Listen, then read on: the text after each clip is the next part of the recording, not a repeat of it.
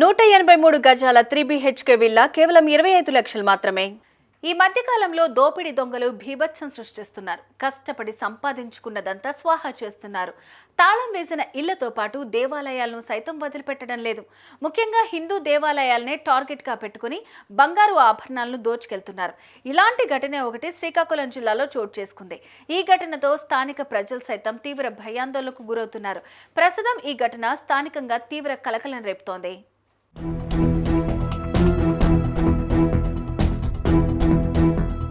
శ్రీకాకుళం జిల్లా ఎచ్చెర్ల మండలం తమ్మినాడుపేట గ్రామంలో మంగళవారం రాత్రి దేవాలయంలో దొంగతనం జరిగింది.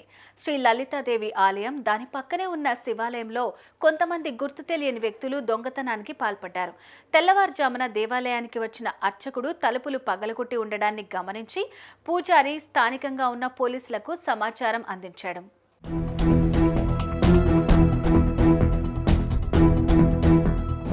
విషయం తెలుసుకున్న పోలీసులు ఘటనా స్థలానికి చేరుకుని దేవాలయాన్ని పరిశీలించారు. సుమారు 7 కేజీల వెండి, 5 తులాల బంగారంతో పాటు 20,000 రూపాయల వరకు నగదు చోరీకి గురైనట్లు పోలీసులు గుర్తించారు. అక్కడే ఉన్న సీసీ కెమెరాలను పరిశీలించగా గుర్తు తెలియని వ్యక్తులే దొంగతనానికి పాల్పడినట్లు తెలిసింది. తమ్మినాడుపేటలో వెలిసినటువంటి లలితా చంద్రమౌళీశ్వర స్వామి వారి దేవాలయం ప్రధాన అర్చకుడిని. ఈరోజు ఉదయం ఎప్పట్లాగానే నేను దేవాలయంకి వచ్చేసరికి దేవాలయం తాలూకా తలుపులన్నీ కూడా తెరిచి ఉండడంతో కొద్దిగా భయభ్రాంతులనయ్యి అమ్మవారి తాలూకా కిరీటం అవి కూడా చూసేసరికి లోపల గర్భాలయంలో ఉండేటటువంటి బంగారపు వస్తువులు కానీ, వెండి వస్తువులు కానీ, అలాగే పక్కనే దేవాలయంలో చంద్రమౌళీశ్వర స్వామి వారి యొక్క నాగాభరణం కానీ, ధారాపాత్ర కానీ ఇవన్నీ కూడా కనిపించకుండా పోయాయి. సుమారు 6 కేజీలు వెండి, 4.5 నుంచి 5 తులాల వరకు బంగారం వస్తువులు, ఇంకా చిన్న చిన్న వస్తువులు, డబ్బులు కూడా ఇవన్నీ ఎవరో రాత్రి దొండగలు వచ్చి దోచుకున్నట్లుగా అనిపించి వెంటనే మా ధర్మకర్త గారికి నేను ఫోన్ చేసి చెప్పడం జరిగింది.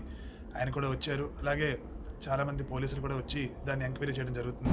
అయితే ఇలాంటి ఘటనలు ప్రతి నెల 20 నుంచి 30 ఆలయాల్లో దొంగతనాలు జరుగుతున్నాయి. కానీ ఇప్పటి వరకు నిందితులను పట్టుకోలేకపోతున్నారని స్థానికులు ఆగ్రహం వ్యక్తం చేశారు.